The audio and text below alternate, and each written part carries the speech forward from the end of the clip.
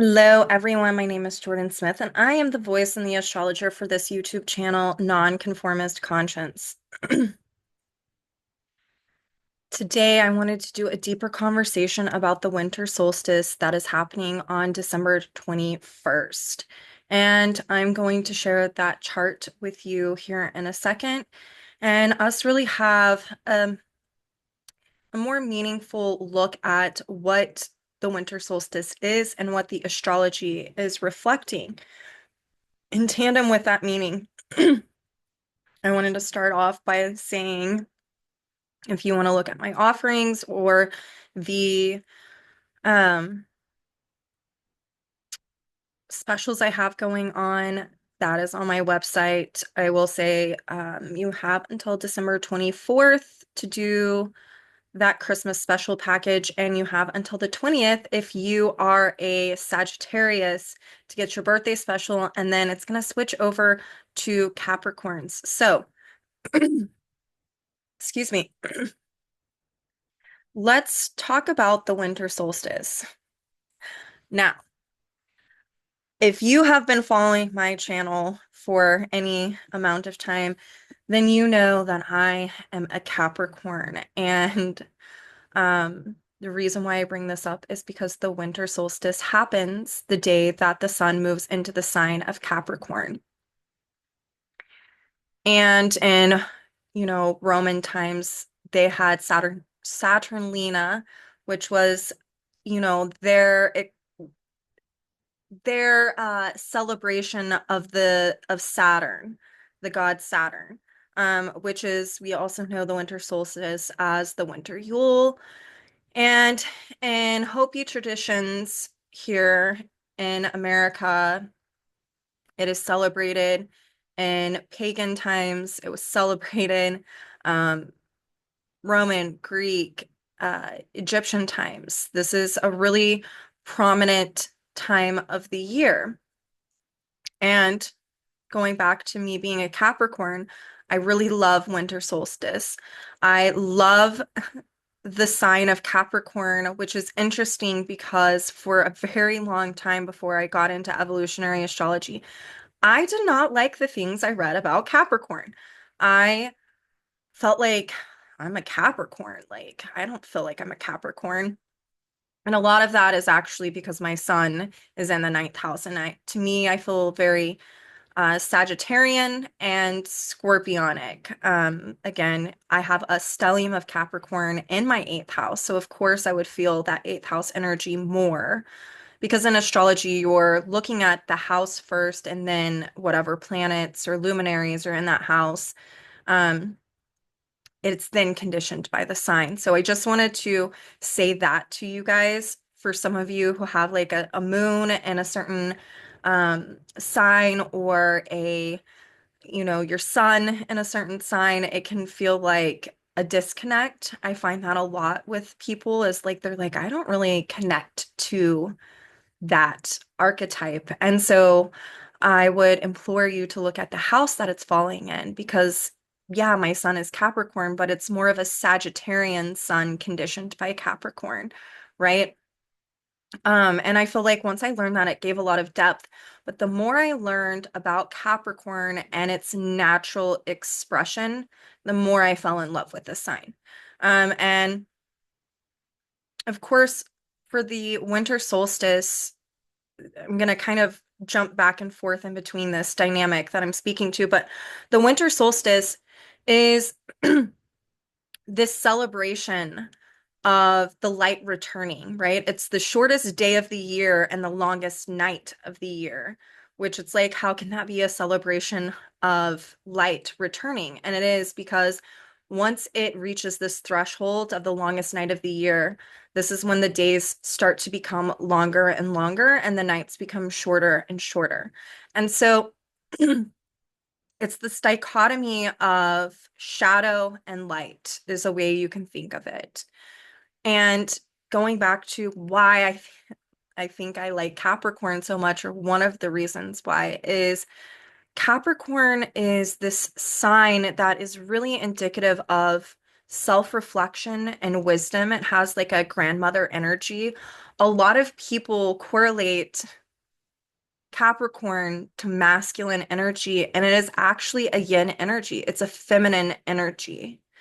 It's this energy of deep self-reflection and introspection, in order to gain and garner wisdom from our direct experiences with things. Capricorn is also speaking to, you know, the rules, the laws, the regulations, the taboos, yes, out in society are, but also the things that you're structuring within yourself. Like, what do you stand for? That's why Capricorn so much has to deal with integrity and impeccability, right? Impeccability is when your outer actions are aligned with your inner reality.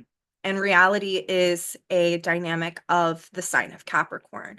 This is also because of this, when someone is in integrity and is being impeccable, these are the people who show up who can actually be a natural role model. They have the ability to step outside of the status quo within their social structures or even within their own family dynamics. I see so many people with a strong Capricornian 10th house, Saturn dynamic in their chart that is really doing this generational work within their family lineage of really trying to break free of the chains that bind the family system and the laws, the regulations, the way the family is constructed or conditioned. Um, and so it can be this feat of having to be this natural role model, even if you are scapegoated within a system, right? That's another dynamic of Capricorn is where one could be scapegoated. And I want to explain this, and then we're going to get more into this winter solstice as well. But this phenomenon of scapegoating, especially when we're looking at Capricorn through, I had someone comment about internal family systems on my page. Bob Bills, shout out to you. This is another way if he's watching this, he can understand this. But Capricorn, I feel like, is really indicative of this of the internal family systems, the Capricorn Cancer axis. But scapegoating often happens in, yes, society, but in family systems as well, when there is a cycle breaker, someone who is really trying to step outside of the status quo of family and the family dynamics. You know, maybe you grew up in a family system that had addiction or codependencies, or it could be like a narcissistic family system, or maybe you are someone who is not at the same evolutionary stage as your own family. Maybe you are a soul who's been hiding in a family system because of mitigating factors from prior lifetimes. And you decide, I want to restructure my life and I want to break free of these chains. It can be this catalytic experience of stepping outside of the status quo and really creating new boundaries. That is a Capricornian dynamic that's pulling in Libra as well. Um, but it can be where you're really wanting to step outside of the status quo within a family structure or a social structure. And that means that if you are rooted and you're structuring your life more in an authentic or natural way, and you're being ethical or having this integrity and you're being yourself, it could actually challenge the status quo of the family system or the structure that you find yourself in. And you're holding yourself accountable, but it's also inducing insecurity within the system that you find yourself. And so when you're finding yourself in that position, what can end up happening is as you continue to grow and evolve, and it that growth is challenging that system you find yourself in. Well, that's when scapegoating can occur because those people held within that system are not wanting to reflect or to take accountability or responsibility. They want the status quo to stay the same. because it's known and familiar and they feel very secure within it. That's the polarity of Cancer. And Cancer also trining um, Scorpio. And so you can find yourself in this situation of really being in this hero's journey. If you've got a lot of Capricornian 10th house or Saturn dynamics, or a big ol' Saturn return, or Saturn is transiting something in your chart in a very impactful way, you could find yourself in this situation of, oh my gosh, I'm being ostracized and scapegoated because I am being my own authority. I'm not submitting to the system that I find myself in. And there can induce a lot of anger. That's the square from Aries to Capricorn. It can induce a lot of insecurity around your own identity. Like, well, who am I if I'm not being accepted? That is the polarity of Capricorn is Cancer. And then the square from Capricorn to Libra is really having to put boundaries in place and to relinquish the expectations of others and to just really step outside of that status quo and to be your own authority and to answer your own questions and to make your own judgments, or discerning a judgment call, what feels right for you. And I am really getting into this because, one, this is about to be Capricorn season with this winter solstice. But this is a time also where the winter solstice is really indicative of that the longest night of the year of, yes, as the days become longer and light is illuminating, it means that we are still meant to Capricorn self-reflect on these deeper, more intimate parts of ourselves on an emotional level in order to gain and more wisdom about ourselves. That way, maybe we could be a role model for someone else to see that this can be done. You could break free of a status quo. And also, if you're not being understood and you're being scapegoated, to learn the lessons within Libra to not take it personal. And this is really important that for the winter solstice, whenever I show you the chart in a minute, a lot of these dynamics could be coming up. This could even be like in the workplace, right? Or um, how you're seen within society.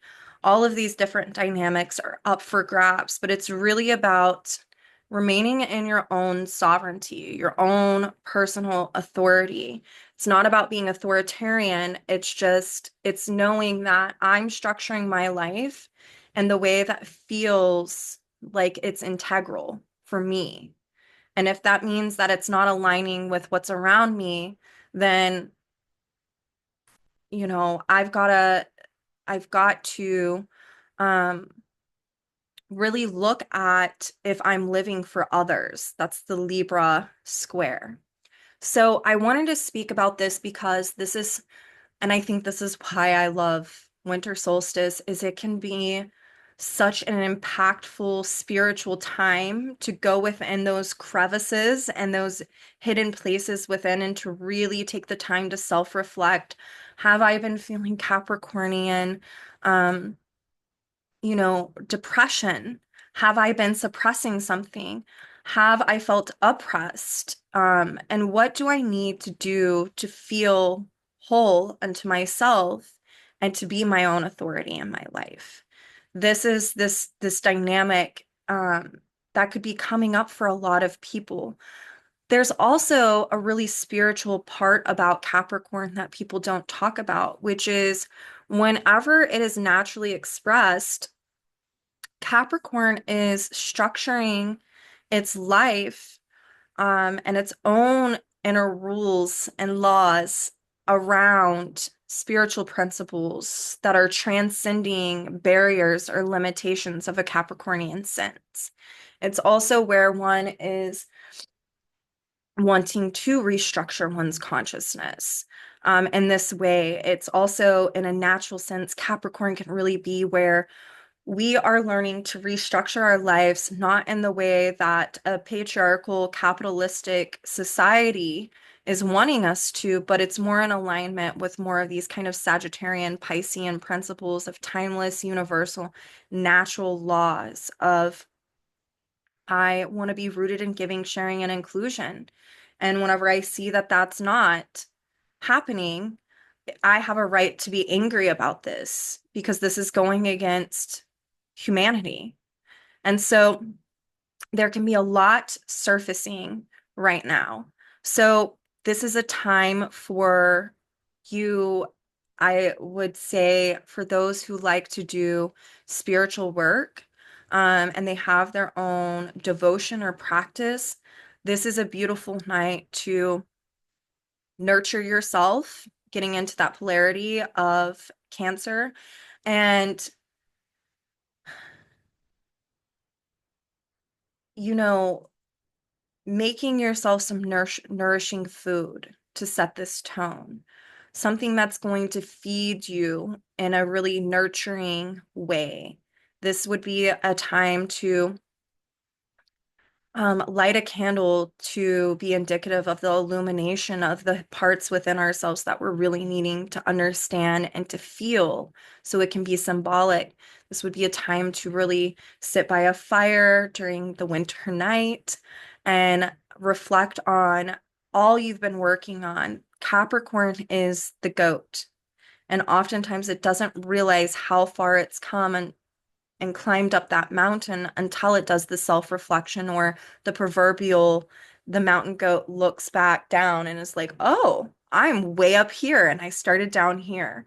And so it's really about giving yourself gratitude for the climb that you've been on and the continuing the ability to continue to do this climb of this deep work. It's about an emotional maturation process, right? That garners deep wisdom and insight through the trials and the tribulations and the direct experiences that we've been having this past year.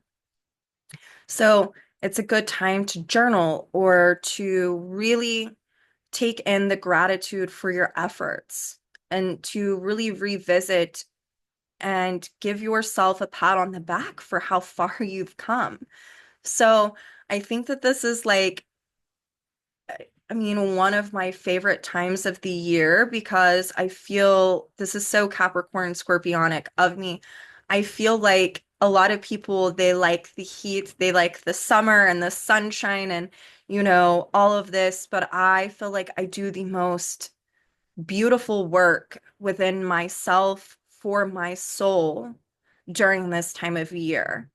I was born on January 1st, so I think that it's like this kind of birthday gift I give myself every year of really, I get lost in the sauce a little bit of not realizing all the work and the effort and determination. That's a great Capricorn word that I've done and the goals that I've set myself for my own healing.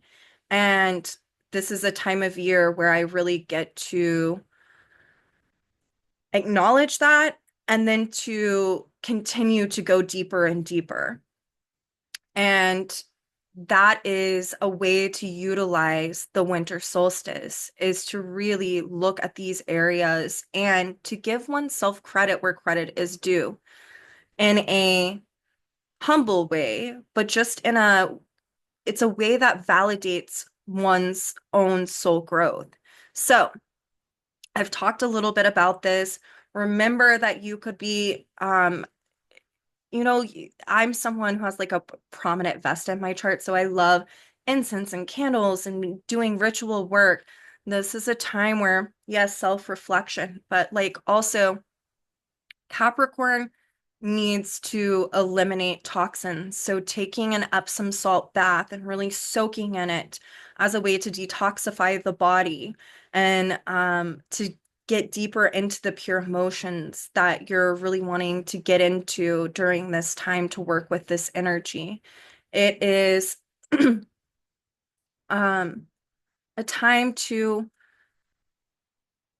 really just embody the grandmother spirit within yourself that you have a lot of wisdom and that it can be applied to the here and the now.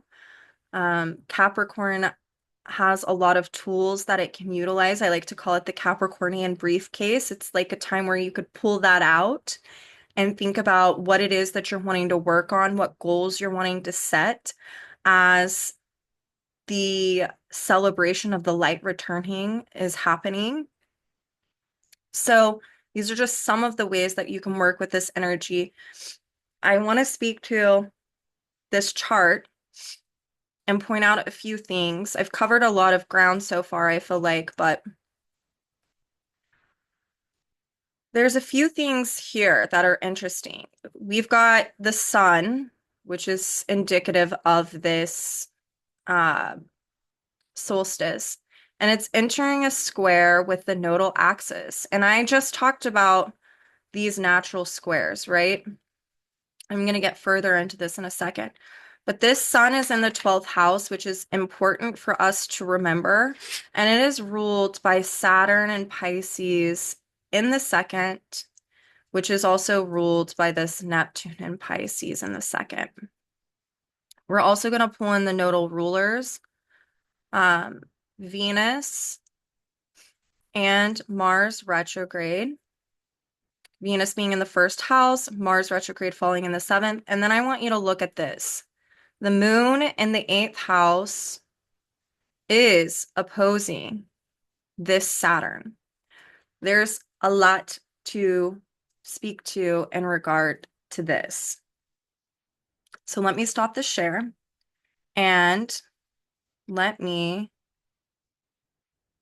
speak to this for you guys. So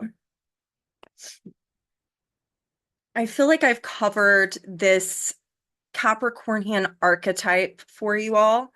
But we want to remember that the sun is the place in the chart that I talked about this in yesterday's video. It's where we're giving purpose and meaning to life. It's like from the past in the future, it meets and it gets filtered. In order to go into the future, you've got to filter the past experiences and give them some type of meaning and purpose, or else it's like, what is this all for, right? We kind of we'll see that with some people, like, what is all of this for? Well, look at your sun by house and sign, and it's going to really speak to this principle. But through transit, this sun is speaking to the creative purpose of really, truly breaking new ground and restructuring through sun in the 12th house, dissolving old boundaries that are no longer necessary for our evolutionary growth,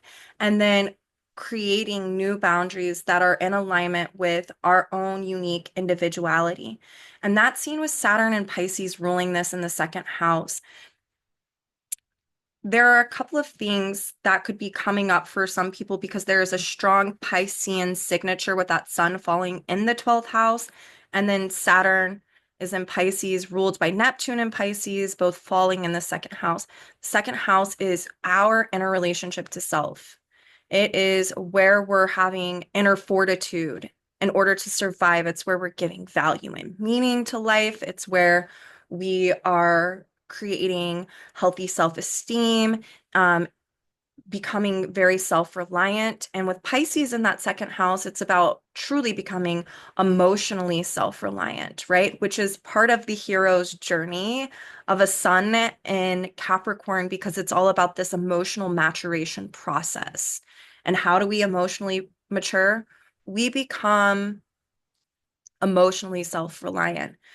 But a lot of things that can be coming up during this winter solstice, especially with Ceres in this chart in Aquarius, Venus in Aquarius, Pluto in Aquarius, falling in that first house, is that we're really trying to break new ground and liberate from old dynamics. And so there's this need to utilize the winter solstice to inwardly reflect on, have you, especially the moon is opposing Saturn and the moon is in the 8th house, you might be needing to self-reflect on where you've been denying your own emotional reality.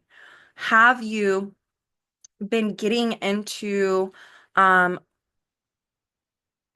more types of addictive areas in life rather than going towards a more spiritual place.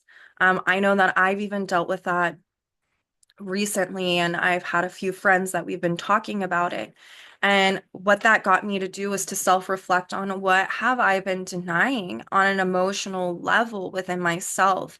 And I will say Saturn and Pisces can really bring up these feelings of things are just really painful. So you could be dealing with very painful dynamics and the need to confront where you've been denying, having to really peek behind the curtain and look at the pain that's been going on. It could be where you feel like you're suffering, but you don't know how to get out of it. And so this calls for a deep spiritual excavation that can only be done through getting into the Piscean pure emotion of these dynamics. So it's also wanting us to confront in order to self-improve upon these areas of souls are innately emotional. It is pure emotion. Consciousness is pure emotion. Consciousness is reflected in the 12th house, Neptune and Pisces. And so this is a day and a time that is speaking to shedding the light on these hidden aspects of ourselves, of where we're denying this, where we're getting into areas that are really about suppressing Capricorn, us feeling what it is that we need to feel. And that's that Saturn and Neptune in the second house. Whereas feelings are a sensation that are tethered to an emotion, right? It's like a string that gets plucked in order for us to self-reflect, like, oh, I feel a sensation in my body. I'm having a feeling about something. And then it gets us, hopefully, to self-reflect on what is the emotional content that is coming up. And so if you haven't been doing that, or you've been Virgo denying that, or denying your own emotional reality, this is a day that can really want us to confront this, because it's wanting us to confront who we are and who we aren't and who we cannot be anymore. In order for this Saturn and Pisces restructuring of the consciousness to take place, and that is also the sun is in the 12th house of this chart. We're giving creative meaning and purpose to this dynamic of restructuring the consciousness through having the Leo, Mars and Leo courage to go there into this place, because it's actually an act of self-love.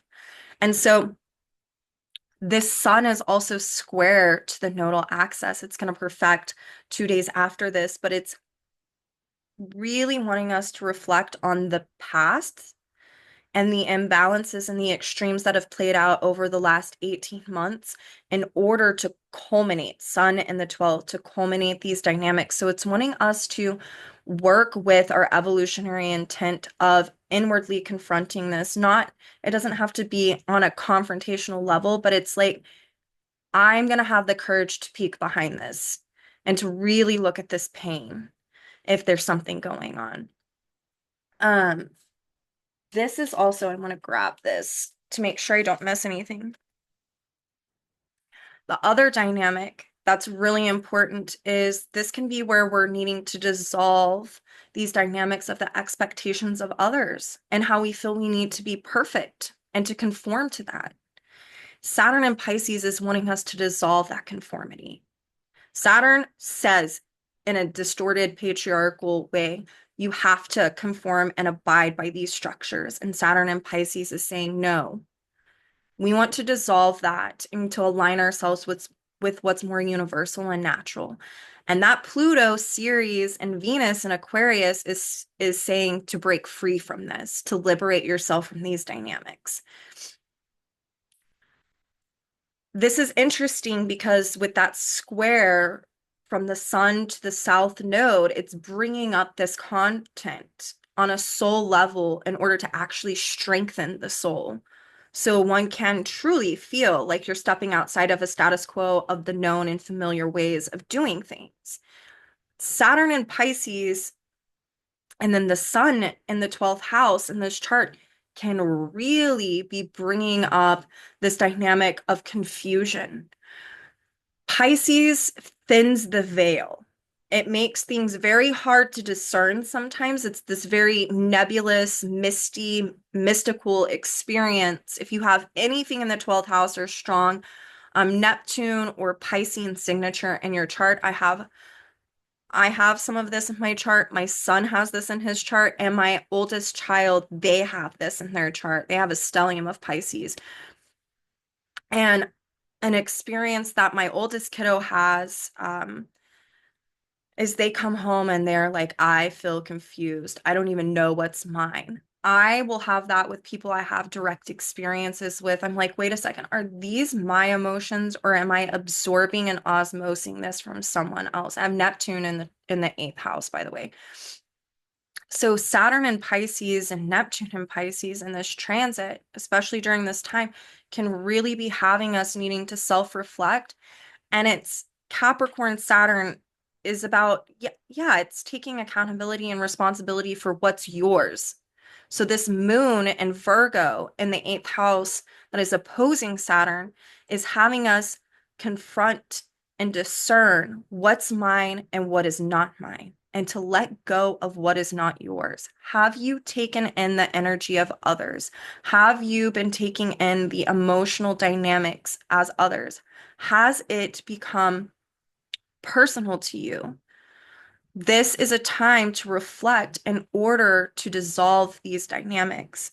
So it's discerning what's yours and what's not, especially if you've had a lot of expectations imposed upon you, or you're trying to liberate from these dynamics and to live in your own authenticity and your own individuality. This is a day to really work in a spiritual way with trying to connect with what is actually yours or not. And luckily, Uranus is retrograde. It's in the fourth house of this chart, ruling Pluto, Ceres, and Venus. And so it can really bring this objectivity to look into our inner relationship to self and to objectify these dynamics, to really ask ourselves, wait a second, is this really how I'm feeling? Like, or am I carrying this emotional dynamic of someone else? This can also be a time where we're needing to liberate from guilt, shame, and judgment that is not ours to carry. This is a Virgo, Pisces, Capricorn dynamic, sprinkled in with some Libra, which this chart has this going on. What I will say is if you are someone who has been a part of a system, whether it be family, work, friends, community, whatever, and there's been a lot of Leonian, Libran projections. It is truly this Saturn and Pisces dissolving what is not yours. Really looking at, have I become the container for someone else's projections of their own guilt, shame, and judgment? Should I really be feeling this? Is this natural or is this learned? And this is a way to jettison this dynamic from within. I think a lot of people who grow up in these really complex family systems that, you might have a golden child or or this really intensification of the need to abide and to be perfect when you're not living up to these expectations within the family system or the workplace or in a community, where you try to hold Libra and Capricorn boundaries. Oftentimes, a lot of projections can be made about you. I've had this happen to me. I had this situation. I don't want to go too deep into it, but um, I wasn't allowed to grieve, and neither was my child in the way that we wanted to. And I was told that it was because I needed to pay for the consequences of my actions, and unfortunately, my child had to as well. This is really, I'm kind of um, being very vulnerable here without trying to go too much into it. And I reflected on, at first, I was like, is there something I need to feel bad about? And then I looked at it and reflected in a Capricornian way. And I was like, no, the punishment because I hurt people was because I was having boundaries to protect my children. And then I got a lot of feedback whenever I was asking if someone was okay that was dealing with this situation, and they were like, "You're a lot of drama and stress." And I thought that that was interesting because I respected what they were saying, even though I did not agree with it. And I didn't create drama or stress, but what I realized is that there was a lot of drama and stress going on because of that act of them excluding me and my child. And so whenever I checked in on them, that was projected back to me, that inability to take accountability or responsibility for their choice. And so it was projected onto me that I was the reason for that or the cause. The reason why I'm bringing this up is, again, I don't want to go too much into that because it's um, a very complex dynamic. Um, by the way, all my Capricorn stuff is squaring the nodes. So if you know anything about astrology, you know that I've been dealing with uh, wrapping up a whole evolutionary cycle of this kind of stuff. But this is the kind of dynamic that I'm speaking about is like there needs to, if you're experiencing an immense amount of pain, there needs to be a way for you to step outside of the box and create and cultivate a little bit more of objectivity.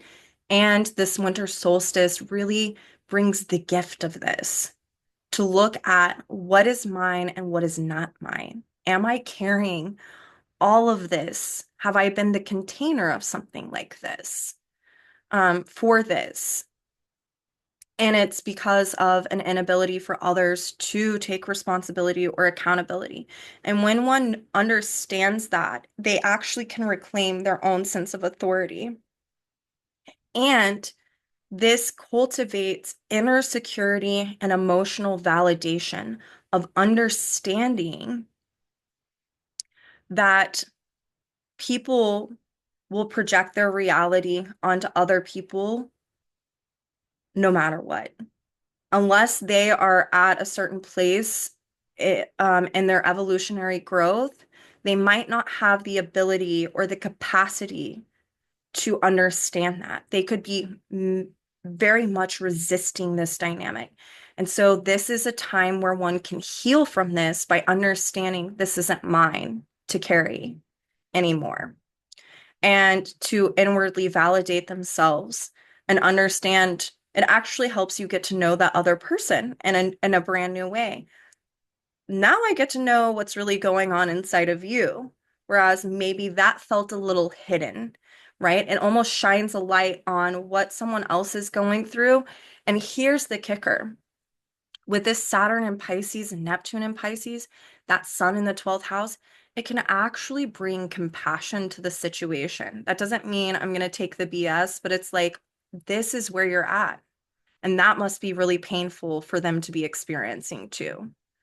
Anytime we don't take accountability for our actual dynamics, there's always a lot of pain under the surface. And so it can actually, when you objectify it in this way, it brings more compassion and empathy to that person, but it also helps one to culminate these past dynamics and to move more into this North Node in Aries of freedom and independence through Mars retrograde in Leo, self-love, and the Sun and Capricorn ruling that Mars of being one's own authority and just standing in your own autonomy. And you don't know how far and wide that's going to reach other people if someone else is needing to see that mirrored and reflected, to realize that they can do that too. And that, yes, it could be scary to step outside of a status quo of the known and familiar structure, but there's so much healing and compassion, faith, and empathy that one can have for themselves and for others while learning how to discern these dynamics. So I wanted to speak to this. This is what I'm seeing in this chart. There's also, this is a very spiritual time. We're about to close up and wrap up this nodal cycle of the South Node in Libra, North Node in Aries.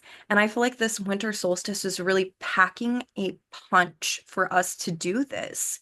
It's like the sun is transitioning through all of the um degrees that Pluto and Capricorn transited while the nodes are in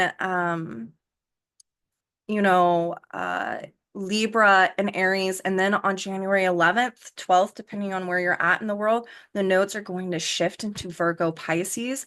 And so it's really about putting one foot in front of the other. Since we have been confronting these dynamics, it's helping us to improve upon them. And remembering that during this winter solstice, we've got this Pisces Virgo axis firing off to really jumpstart this nodal shift that's about to happen.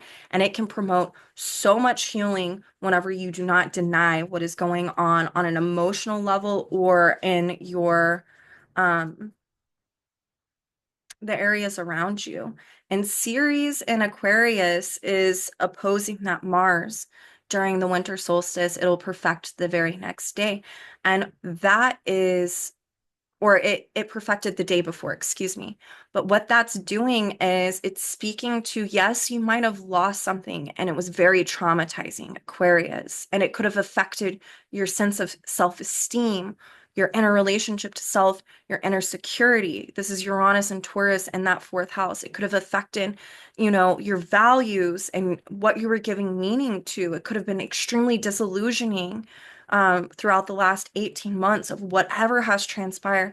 But that series is really about recovering through nurturing your own inner relationship to self and becoming your own authority and learning how to discern correct judgment and learning how to understand what's yours and what's not yours, and to also receive the gift of healing and the deep spiritual connection that this promotes when one has the Leonian courage to have self-dignity and self-respect and to truly confront what's going on inside of themselves.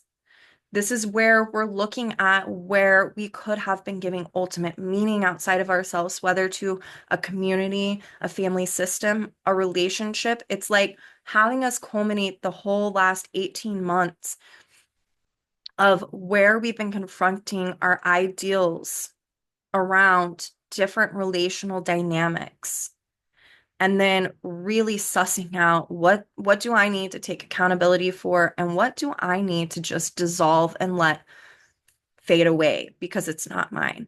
So this is your winter solstice. The other thing that I want to speak to is this is a beautiful time for journaling. If you want to get this out and you need to communicate, you need to express this. Mercury is in the 10th house. You could need to have a conversation with someone, but Jupiter is in the 5th house and it's in Gemini retrograde and it's ruled by that Mercury. Part of regaining this personal voice of authority could be just starting with writing out what you wish you could say to someone, even though you know that they cannot do Libra in a natural way. They cannot hear where you're coming from.